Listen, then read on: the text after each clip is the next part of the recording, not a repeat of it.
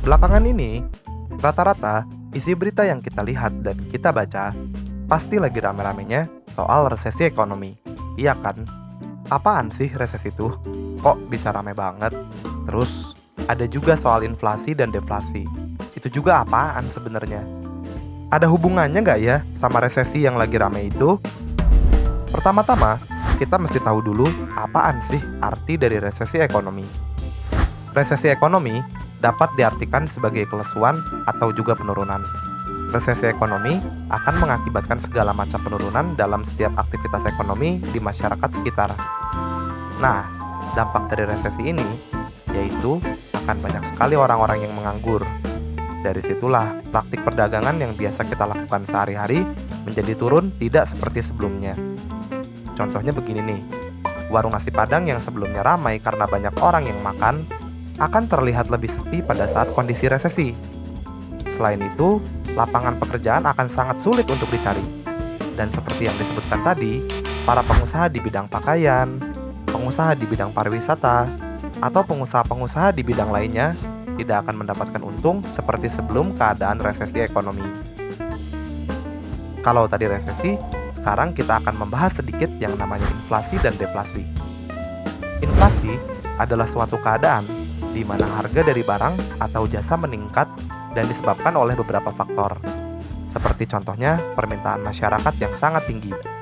Dari situlah, biaya produksi saat menciptakan sesuatu akan semakin mahal biayanya. Dua faktor tadi merupakan salah satu dari sekian faktor yang akan mengakibatkan kondisi inflasi di suatu negara. Sedangkan deflasi merupakan kondisi yang sebaliknya dari inflasi. Deflasi merupakan suatu keadaan di mana harga dari suatu produk atau barang terus-menerus menurun dalam beberapa waktu tertentu. Nah, dampaknya juga akan berimbas pada para pekerja. Para pekerja yang biasanya menerima penghasilan yang cukup akan mendadak menurun pada saat kondisi deflasi. Kita semua sekarang sudah cukup mengerti soal resesi, inflasi, dan deflasi. Jadi sebenarnya ada nggak sih hubungannya? Jawabannya ada. Kondisi resesi yang belakangan ini terjadi di Indonesia akan mengakibatkan deflasi, dan tentunya bukan kondisi inflasi. Keadaan masyarakat yang penghasilannya semakin menurun setiap hari, serta banyaknya karyawan-karyawan dari berbagai macam bidang yang dirumahkan, akan mengakibatkan melemahnya proses jual beli di masyarakat kita.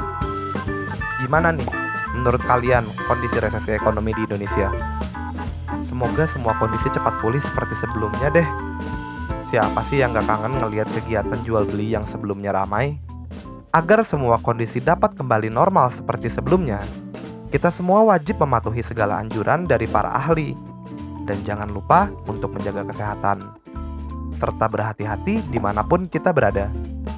Dan yang terakhir, dan juga yang paling penting, terima kasih bagi kalian semua yang sudah menonton video kita.